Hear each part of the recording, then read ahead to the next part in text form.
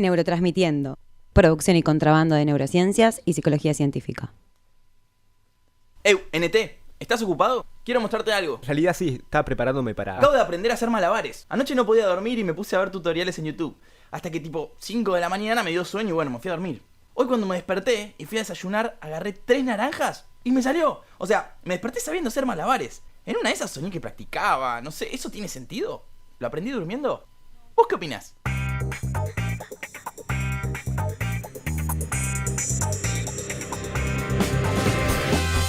Bienvenidos al podcast de Neurotransmitiendo, un espacio que creamos para hablar de cosas piolas de psicología y neurociencias. La idea es que aprendas algo nuevo en el bondi, en tu casa, o mientras la señora de la cola del súper pregunta si lo que compró tiene descuento. Mi nombre es NT y voy a invitar en cada episodio a personas que son cracks en distintos temas para tratar de responder a las preguntas de mi primo Carlos. Mirá. Carlos, guarda con el micrófono.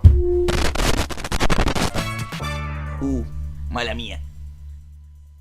En el episodio de hoy vamos a contarles a ustedes y a Carlos qué es el aprendizaje. Para eso trajimos a un especialista con quien vamos a tratar de entender cómo aprendemos. Y también para ver si dormir tiene algo que ver con aprender, como preguntó recién Carlos. Soy Andrea Goldín, soy bióloga, soy investigadora del CONICET, trabajo en el Laboratorio de Neurociencias en la Universidad Torcuato Di Tella y además soy miembro de Expedición Ciencia, una ONG dedicada a la enseñanza informal de las ciencias. Creo que la primera pregunta clave para arrancar es la más obvia. ¿Qué es el aprendizaje? Ay, NT, hasta yo la sé esa. El aprendizaje es cuando uno aprende a aprender. No tenés ni idea, ¿no? No, perdón por tan poco. Hay un montón de formas distintas de entender lo que es el aprendizaje. Desde la neurociencia educacional, o incluso te diría desde mi punto de vista dentro de la neurociencia educacional, yo considero que el aprendizaje es una huella en el cerebro.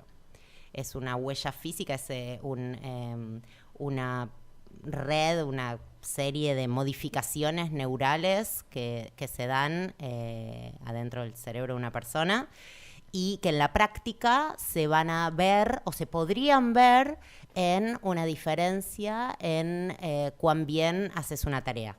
O sea, ya sea que cometes menos errores, o que la haces más rápido, o que te resulta más fácil. Sí, anota. Serían 2 de carne, 4 de choclo, 5 de carne, 1 de choclo, 9 de carne, 1 de carne, 7 de Carlos, choclo. chabón, ¿qué te pasa? Para un poco. Estás pidiendo comida, estamos al aire, hermano. ¿No ves que como nos dijo Andrea, si no prestás atención no vamos a aprender nada? La atención no es una función ejecutiva. La atención es, digamos, es una especie de foco que tenemos, siempre me olvido de buscar esa palabra, no sé cómo se llama, viste, en la clásica, en una obra de teatro, tenés el foco de luz que da directo, que hay un círculo de luz en un lugar del escenario y todo el resto está oscuro. Bueno, la atención es eso, ¿no? La atención es nuestro foco de luz sobre lo que sea que nosotros queramos, consciente o inconscientemente, y no vamos a discutir lo que es querer, digamos, pero lo que sea que nosotros queramos ver en el más amplio sentido, aquello que lo que queramos prestarle atención. Entonces, no es una función ejecutiva, pero está recontra relacionada y de hecho hay toda una literatura que no habla de funciones ejecutivas, sino que habla de funciones de autorregulación, que básicamente son lo mismo con otro nombre. Y es dentro de las funciones de autorregulación sí está más incorporada la atención. La atención específicamente con respecto a las funciones ejecutivas son como dos constructos que interactúan constantemente, pero no es una. Y para aprender es imprescindible poner atención. De vuelta, podés aprender, a mí me gusta mucho usar el ejemplo de aprendizaje en una fiesta, porque vos estás en una fiesta y de golpe te gustó alguien y entonces te empiezan a importar cosas sobre ese alguien. Te empieza a importar, no sé, qué música estaba escuchando, cómo estaba vestido, qué dijo, qué tomó, lo que fuere. Y si vos eso te lo acordás unos días después, significa que lo aprendiste, significa que hubo cambios sustanciales en tu cerebro. Pero también vas a ver, o sea, esa persona, ese alguien que te gustó, modificó físicamente tu cerebro.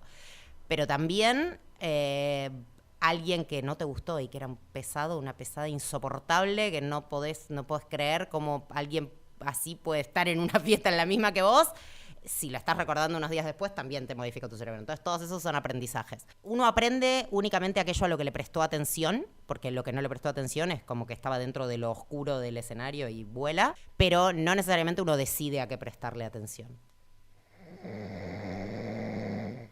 Bueno, todo indica que Carlos se va a ausentar un poco, así que aprovechando la situación, ¿Es cierto que una siesta puede servir para mejorar el aprendizaje? Las siestas son una excelente herramienta educativa si estás acostumbrado a dormir siestas, si te gusta dormir siestas, si te hace bien. No todo el mundo duerme siesta, no todo el mundo tiene la necesidad fisiológica de dormir siesta.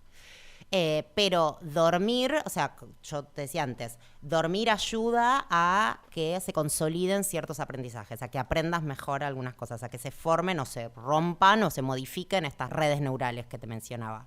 Una siesta va a ayudar en ese sentido, es un cacho de sueño, una oportunidad de que se modifiquen redes neurales justo después de aprender. Entonces, en ese sentido, vas a ver en general una mejora en el aprendizaje. Voy a aprovechar que Carlos se durmió para hacerte una pregunta un toque más complicada, porque siempre se enoja Carlos si me pongo un poco técnico. ¿Qué son las funciones ejecutivas y qué relación tienen con el aprendizaje? Las funciones ejecutivas son capacidades cognitivas, habilidades cognitivas, capacidades mentales, básicamente que son necesarias para casi cualquier cosa de lo que hacemos, que tienen que ver con... Sin entrar en demasiado detalle, tienen que ver con, por ejemplo, retener cada una de estas palabras que yo te estoy diciendo y darles un sentido, que tiene que ver con tener la flexibilidad necesaria para poder cambiar, pensar un plan y decir, bueno, yo quiero hacer esto, yo quiero llegar hasta acá, ¿cómo voy a hacerlo? Voy a hacer de esta manera, y si en el medio sucede algo, tengo que tener la flexibilidad necesaria para hacer esa modificación, para lograr ese objetivo. Son capacidades, estas funciones ejecutivas, entonces las necesitamos para cualquier cosa, para caminar por la calle, para charlar en un podcast, para aprobar un examen, para discutir con alguien, lo que fuere. Vamos a estar usándolas en mayor o menor medida. Son necesarias también para aprender.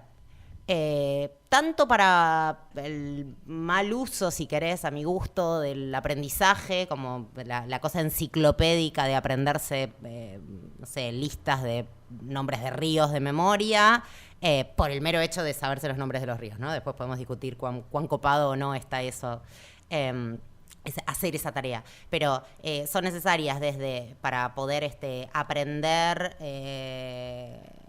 cualquier cosa que uno vaya a aprender en distintos grados. Por ejemplo, para poder leer un texto, vos vas a necesitar hacer uso de estas funciones ejecutivas. O para comprender algo que alguien te dice, que un docente te dice, o que levantás de un video de internet o lo que fuere, necesitas hacer uso de estas funciones ejecutivas. Por ejemplo, necesitas ir... conectando una frase con la siguiente y darle sentido a eso. Entonces, para eso vas a hacer uso de las funciones ejecutivas. Vas a hacer uso de las funciones ejecutivas a la hora de aprender a resolver un problema de ciencias, de matemáticas, o lo que fuere, o a analizar sintácticamente una oración, cuando de golpe necesitas aplicar una regla o decidir qué regla aplicar. Entonces, realmente las estás usando todo el tiempo para aprender.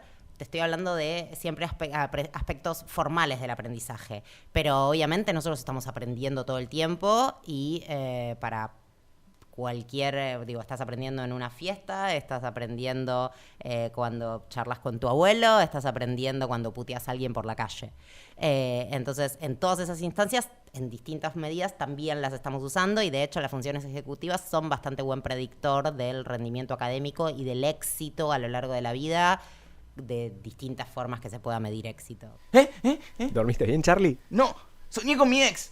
Creo que es la tercera vez en el mes que me pasa. Bueno, tranqui. O sea, es probable que sea producto de un hábito. Eso también se aprende. ¿Aprendo a soñar con mi ex? Técnicamente sí, en el sentido de que es un aprendizaje porque son cambios que se producen en nuestro cerebro. Y para que haya aprendizaje tiene que haber motivación. Aunque si querés podemos aclarar un poquito esto. Para aprender algo, como te decía, implica, usualmente estamos acostumbrados a mencionar el aprendizaje o a referirnos al aprendizaje como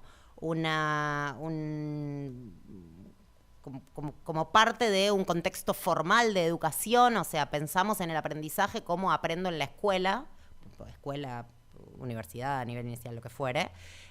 Y no solemos pensar el aprendizaje, o aprendo en una instancia de formación, en una capacitación laboral, lo que fuere, y no solemos pensar en que estamos aprendiendo en realidad todo el tiempo, y además aprendemos a lo largo de toda la vida, nuestros abuelos siguen aprendiendo.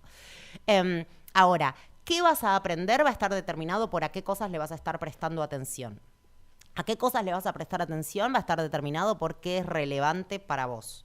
Relevante consciente o inconscientemente. Y de hecho aprendemos un montón de cosas que nos queremos matar, que no entendemos qué hacen ocupando lugar ahí. O no desaprendemos otras, ¿no? Digo, el clásico de mi ex no tiene que estar ocupando lugar en mi cabeza. Ya fue, bueno, y ahí está. Entonces, es necesario estar motivado para aprender, pero muchas veces no tiene la connotación positiva que solemos atribuirle. O sea, no es que, yo estoy re pilas, quiero aprender esto y entonces me siento y lo voy a aprender. No, un montón de veces nos pasa que queremos aprender algo y no lo aprendemos porque probablemente tenemos nuestra cabeza por otro lado. Y hay veces donde aprendemos algo que la verdad es que no queríamos aprender, que no nos interesaba. No sé, si querés, recordar una situación traumática es algo que a priori uno no querría, y sin embargo igual la aprendiste, igual está ahí. Y hubo motivación, sí hubo motivación porque hubo relevancia, pero no es la motivación en el sentido positivo que le solemos dar a la palabra motivación. Entonces, motivación y aprendizaje están recontra relacionados, pero no como necesariamente como algo positivo. Mira, entonces tenía razón mi vieja cuando me decía que si no me acordaba algo era porque no me interesaba. Bueno, ahora lo que podemos hacer es decirlo con un poco más de precisión. No es que no te interesara, sino que era relativamente poco adaptativo para tu organismo. ¿No suena mejor eso? Sí. Igual es verdad que a veces no le doy mucha bola a lo que dice mi mamá. Ni hablar si estoy jugando a la Play o en la compu. Onda, jugando con los jueguitos. Aprendiendo con los jueguitos. Bueno, no con cualquier jueguito, pero con algunos de esos juegos también podemos aprender, y mucho. Los videojuegos, como todo en su justa medida, pueden ser muy positivos para mejorar distintos aspectos cognitivos. Digo, como todo en su justa medida, porque, bueno, ya lo dijeron los griegos, o sea, todo puede ser veneno o no, según la dosis. Entonces, si vos estás todo el día jugando y eso hace que dejes de hacer otras cosas, dejes de comer, por ejemplo, y te vas a terminar muriendo y no está bueno. O si vos estás todo el día encerrado jugando y no interactúas con nadie, bueno, tampoco está bueno, etcétera, ¿no? Dicho eso, hay bastantes intervenciones que muestran que, para empezar, hay bastantes intervenciones que muestran que se pueden mejorar aspectos de la cognición en general a través del juego. De hecho, jugar ayuda en esta reestructuración neural que se da, que es necesaria para formar un aprendizaje, ¿no? Si jugamos, aprendemos mejor. De hecho, el juego aumenta la síntesis de distintas moléculas que son necesarias para esta modificación de redes neurales. Entonces, eso cualquier juego. En particular, lo que tienen los videojuegos es que, bueno, tienen motivación, suelen generar, ayudarte mucho a focalizar la atención porque tienen ciertos cambios medio bruscos de contraste, de sonido, de movimiento, etcétera. Y eso hace que mires, eso hace que lleves la atención. Y porque además en general suelen gustar más que tal vez un juego de mesa, pero a priori debería ser igual de efectivo. Y entonces, ¿qué ejemplos hay? Mira, hay toda una literatura enorme, igual, por supuesto, como siempre, hay detractores de esto, ¿no? Pero hay toda una literatura enorme que muestra que los videojuegos de acción, los de guerra, esos que todos decimos, no, los niños no deberían ver esto porque van a salir a matar a alguien, esos mejoran un montón de aspectos atencionales. Mejoran la focalización de la atención, por ejemplo, mejoran la visión periférica, digamos, la atención a cosas que están pasando al costado, no exactamente a donde yo estoy dirigiendo mis ojos. Y después hay otros juegos que van a mejorar distintos aspectos de estas funciones cognitivas que yo te contaba antes. Ahora que lo decís, me acuerdo cuando jugaba al Counter-Strike y la velocidad que había ganado para jugar ese juego era increíble. Encima me gustaba viciar de noche, me quedaba hasta tarde, aunque tuviera colegio el otro día. Pero no era solo por jugar, es que realmente a la noche estaba como más manija. Bueno, eso tiene que ver con el cronotipo de cada uno. ¿El crono qué? ¿Qué dice, señor? Se llama el cronotipo. Las preferencias que cada uno de nosotros tenemos para hacer cosas a lo largo del día, digo, de 24 horas, del día y de la noche. El cronotipo es una característica, tiene un nombre raro y se lo conoce poco en lo cotidiano, pero ahora te voy a contar qué es y todos somos muy conscientes de él. El cronotipo es una característica personal, como si fuese el color de pelo, con la cual nacemos y que se va a ir modificando a lo largo de nuestra vida. Y que lo que indica es lo que te decía antes, es en qué momento del día te gusta más, te sentís más cómodo haciendo distintas cosas. Entonces los extremos son los búhos, los llamados búhos y las alondras, o sea, los que son más matutinos y los que son más vespertinos, o sea, los que no tienen problema en levantarse a las 6, 7 de la mañana, están re pilas, se levantan de toque, y los que, bueno, eso nos cuesta mucho, pero a la noche no tenés tanto problema, y en el medio está la mayoría de la población. O sea, los extremos es poca gente. Pero todos reconocemos esto de no, yo a las 7 no me pongas un examen a las 7 de la mañana porque me muero, o no me pongas un examen, un partido de fútbol, lo que sea, a las 9 de la noche porque me muero.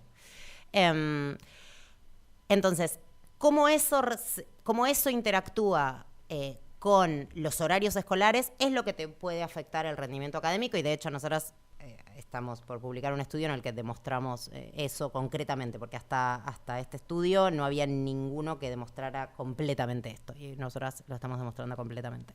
Obviamente no es lo único, o sea, vos el rendimiento académico... A ver, ¿a qué voy con esto? Lo que te decía antes, si vos sos matutino, o sea, si tenés un cronotipo matutino y vas a la escuela a la mañana, está todo bárbaro. Pero si tenés un cronotipo matutino y vas a la escuela a la noche, a pesar de que hay pocas escuelas que vas de noche, te va a costar más. Lo mismo al revés, si querés. Si tenés un cronotipo nocturno y vas a la mañana, para lo cual te tenés que levantar a las 6 de la mañana, 5:30, 6:30, según cuál lejos vivas del colegio, te querés matar. Entonces, ¿eso cómo va a impactar? Y va a impactar en que dentro de una misma división, pensando en la secundaria, ¿no? Vale lo mismo para la primaria, es menos el efecto que se ve. Pero dentro de una misma, y vale menos para la universidad también, dentro de una misma división vos vas a tener algunos más matutinos y algunos más nocturnos. Entonces, si todos van a la misma hora, que es lo que sucede, en la primera hora de clase vos vas a tener algunos más despiertos que otros, y en la última hora ya no, ya van a estar todos bastante despiertos, pero en la primera no.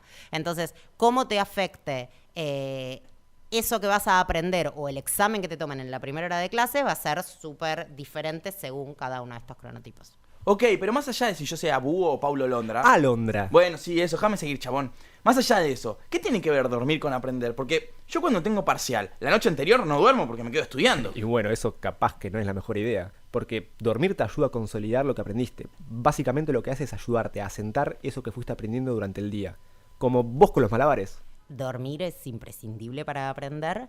A ver, yo te decía, aprender implica que haya, o mi visión de aprender implica que hay cambios neurales. O sea que la información está guardada en nuestro cerebro. Ahora vamos a empezar de cero. La información está guardada en nuestro cerebro en forma de redes neurales, en forma básicamente de conexiones entre distintas células. Las neuronas son las más conocidas, pero no son las únicas. Hay ciertas redes, o sea, ciertas... si querés, imagínate una ronda donde las distintas neuronas, células se agarran de la mano y se pueden agarrar con algunas, con otras, con otras. A eso me refiero con redes. Entonces, algunas de estas rondas guardan algunas de estas informaciones, otras guardan otras informaciones, y así la información de algún modo está guardada en estas rondas, en estas redes neurales. Aprender algo implica modificar alguna red neural preexistente.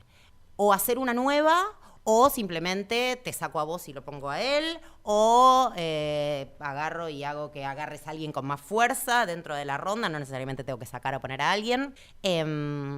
Esos cambios son necesarios para aprender algo. Ese tipo de cambios se dan en distintos momentos a lo largo del día después del aprendizaje, pero una parte importante de esos cambios se dan durante el sueño. Entonces, el sueño es imprescindible para, o es extremadamente importante para fijar estos aprendizajes, para que estas redes neurales se consoliden un poco más, para que estas memorias que se forman, estos aprendizajes que se forman, se consoliden un poco más. No es el único momento en el que sucede esto, y cada vez se conoce más sobre los distintos momentos del sueño en los que sucede y sobre los momentos de la vigilia en los que sucede, pero sí es súper, súper importante. Y además hay otra cosa crucial, que es que si no dormiste morís, y eso es literal. De hecho, la gente que dice, no, yo no duermo no sé cuántos días, en realidad es mentira. En algunos momentos, sin darse cuenta, tiene cabeceaditas ahí. Si no te morís, literalmente. Ah, pero pará, porque yo no suelo dormir mucho antes de cursar. Bueno, entonces ya sabemos por qué te va como te va, primo. Ouch, eso dolió. Igual, entre nos, a nadie le gusta cursar a las 7 de la mañana en Plaza Jusey. Es un garrón. Y en el secundario me pasaba lo mismo. Bueno, en eso tenés razón. El tema es que el sistema educativo está pensado para dar la misma clase a todos los pibes y no pensando en cada uno. Además, convengamos que el sistema educativo ya tiene unos cuantos añitos. Imagínate que en la adolescencia Mirta Legrand tenía el mismo sistema educativo. El sistema educativo actual comparte muchísimas características con la educación, la escuela que teníamos hace casi 200 años. También tiene algunas diferencias, por suerte. Pero definitivamente sí, yo no soy experta en educación, pero sí, a nivel digamos, desde lo que se conoce, desde las neurociencias cognitivas, está bastante obsoleto el formato de educación formal que tenemos hoy. O sea, esa cosa de decir que todos los chicos, todas las personas van a estar juntas según el año en el que nacieron, que todos van a estar cursando al mismo tiempo las mismas materias y viendo los mismos problemas, van a estar, que los problemas van a estar, digamos, que las materias van a ser estas que están y en esa carga, y con las cargas horarias que tienen actualmente, que no importa el orden en el que vas a dar las materias, que no importa si tenés una ventana al lado o no, que no importa incluso, te diría, o sea, que no importa, que no influye o que no se tiene en cuenta cómo te alimentaste antes o después, más allá de que desde el Estado se da o debería darse un desayuno. Debería darse alimentación nutritiva y saludable, que eso no se da, pero digo, deberían garantizar el mismo acceso a un acceso igualitario a esos nutrientes. Entonces, en esos sentidos, está bastante obsoleta. Y después, bueno, que nuestra sociedad ha cambiado un montón y las desigualdades han aumentado o han cambiado por lo menos en muchos aspectos muchísimo, y entonces vos vas a tener a un docente que en vez de estar preocupándose por enseñar algo, va a estar preocupándose por ser un psicólogo, que está perfecto, pero bueno, que estaría bueno que eso no sucediera. Todo muy lindo, Nete, pero hasta acá me hablaste muy poco de neuro. Y esto es un neuropodcast. ¿Dónde entra la neurociencia acá? No, espera. Primero, baja el tonito. Y segundo, hay todo un campo de las neurociencias que se dedican enteramente a estos temas. Se lo denominan las neurociencias educacionales. ¿Las neurociencias? ¿Qué? ¿Son muchas? Las neurociencias, que son un montón, son las ciencias que estudian el funcionamiento del sistema nervioso, del cerebro, y de nuestra mente, y de cómo eso interactúa con nuestro cuerpo y con nuestro entorno.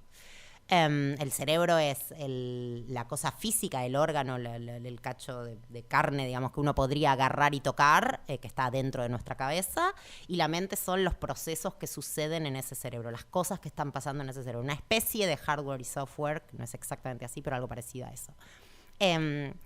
La ciencia que estudia el sistema nervioso se llama neurociencia. Hay un montón de neurociencias distintas, por eso solemos hablar de las neurociencias. Una parte de esas son las neurociencias cognitivas, que es la rama de las neurociencias que estudia cómo comprendemos, que sobre todo se dedica a humanos o casi humanos, y que busca entender cómo resolvemos problemas, cómo vivimos, cómo comprendemos, digamos, que se refiere a nuestra neurociencia. Y dentro de esa neurociencia cognitiva, también hay las neurociencias cognitivas, porque son varias, está lo que se llama neurociencia educacional o neuroeducación, que lo que busca es decir, bueno, a ver, desde las neurociencias sabemos un montón de cosas sobre cómo funciona el cerebro y cómo se puede aprender mejor y cómo se puede enseñar mejor y cómo se puede aprender peor y cómo se puede enseñar peor.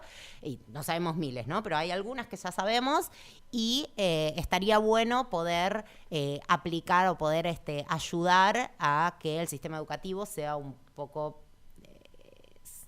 funcione un poco más acorde a cómo funciona nuestro cerebro, que es el que finalmente va a terminar aprendiendo aquello que el sistema educativo quiere enseñar. ¡Wow! Alta explicación. Ahora me queda bastante más claro. Pero, ¿y son todos científicos los que trabajan ahí? ¿Por qué no le preguntamos a Andrea? Lo que dicen los libros y lo que decimos todos, que en la práctica lamentablemente todavía no se cumple, es que la neurociencia educacional en realidad es bueno, todos no, pero muchos, decimos que la neurociencia educacional es un puente entre dos disciplinas, entre las neurociencias y las neurociencias cognitivas, pero las neurociencias en general y la educación. Y debería estar conformado entonces por neurocientíficos y por educadores laburando a la par y pensando problemas a la par. Lamentablemente en la práctica eso no es así.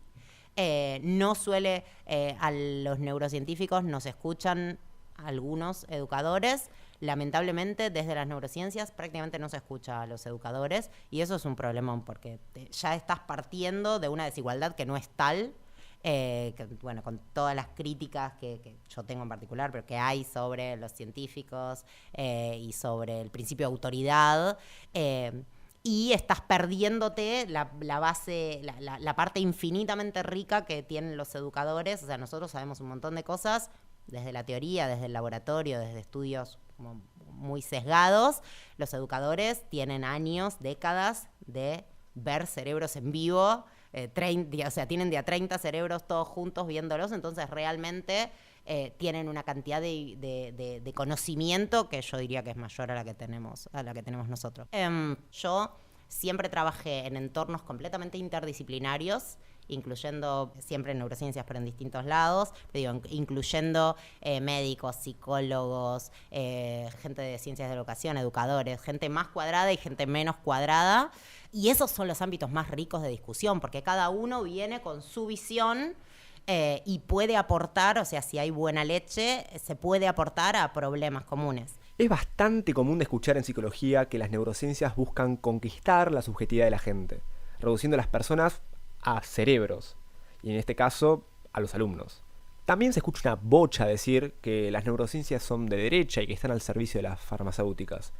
Nosotros tenemos muy buenos argumentos en contra de esta postura, pero realmente nos gustaría que Andrea haga lo suyo. En general, las neurociencias cognitivas, si querés vamos específico a la neurociencia educacional, pero en general la neurociencia cognitiva lamentablemente tiene muchos detractores. En psicología hay un montón, pero también hay un montón en ciencias de la educación. A mí realmente me sorprende un montón eso, porque son ciencias sociales esas. Y las ciencias sociales, yo obviamente no soy experta en ciencias sociales, no hago ciencias sociales, hago ciencias exactas, pero las ciencias sociales plantean que la subjetividad es súper importante y que como vos veas un problema es distinto a como lo voy a ver yo y demás. Y entonces, que gente de las ciencias sociales piense, que hable de las neurociencias dicen esto, los neurocientíficos dicen esto. A mí me resulta casi gracioso, porque es como, o sea, ¿qué se imaginan? Que nos reunimos todos los neurocientíficos los viernes a la noche a tomar una birra y a decir, che, bueno, a ver, ¿qué vamos a decir sobre este tema? No, cada uno dice lo suyo, obviamente, desde con su background y desde su lugar. Entonces, primero me resulta muy loco que nos metan a todos en la misma bolsa, de vuelta. Si viniesen de las ciencias exactas, a mí no me resultaría loco eso, porque nosotros metemos todo en la misma bolsa, somos cuadraditos. Pero viniendo de las ciencias sociales me resulta súper loco que nos metan a todos en la misma bolsa. Dicho eso, me parece que hay una mezcla, ¿no? También hay un montonazo de gente de ciencias de la educación y de psicólogos y de ciencias, digamos, de psicología, que están abiertos a escuchar otras visiones. Me parece también, me parece que es un juego, por un lado tenés lo que te decía antes, ¿no? El principio de autoridad, entonces en muchos casos se escucha a los neurocientíficos como si tuviesen más valor como si lo que dicen tuviesen más valor que los psicólogos o que educadores o gente de ciencia de la educación, y eso es una locura, o sea, en todo caso lo que cada uno dice tendrá más o menos valor según lo sensato que sea, según un montón de cosas, pero no por su disciplina, por de dónde viene. Y me parece entonces que una parte del problema tiene un poco de culpa, de una parte del problema tiene un poco de culpa la ciencia, si querés, los neurocientíficos en general, los científicos en general, o cómo la sociedad ha puesto al científico, como el científico cómodo se queda en ese lugar.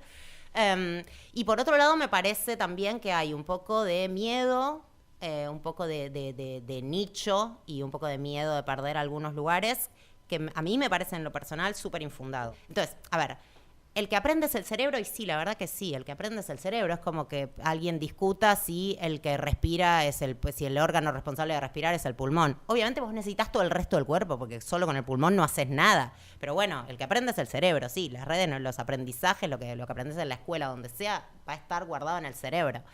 Eso es bueno o malo y nada, es así. Lo mismo que el pulmón.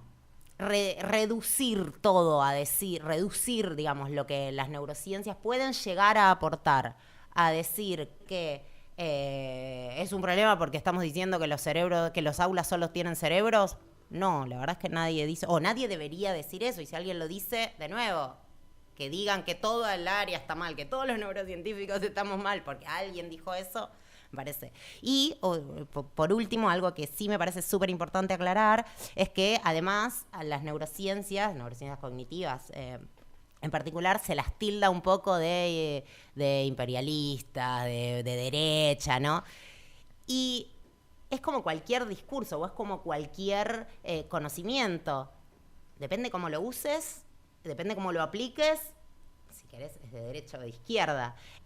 Vos podés decir, bueno, a esto habría que enseñar de esta manera, porque la verdad es que el cerebro no sé qué, pero también podés salir a decir cosas como que, y la verdad es que tengas la mitad de los pibes en situación de pobreza que no puedan alimentarse correctamente durante varios años, es un desastre para el país a futuro por el deterioro cognitivo que eso va a llevar a los pibes. Entonces, depende, de nuevo, sabemos un montón de cosas de cómo funciona el cerebro y de cómo puede aprender mejor y de cómo puede enseñar mejor el cerebro, y muchas de esas son críticas profundas al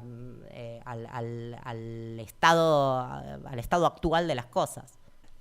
En el episodio de hoy estuvimos hablando sobre aprendizaje. ¿Qué es y qué factores lo perjudican o favorecen?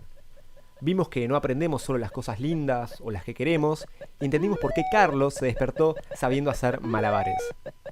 Dale, Carlos, estamos cerrando el capítulo y vos acá paviando con los jueguitos. Aprendiendo con los jueguitos.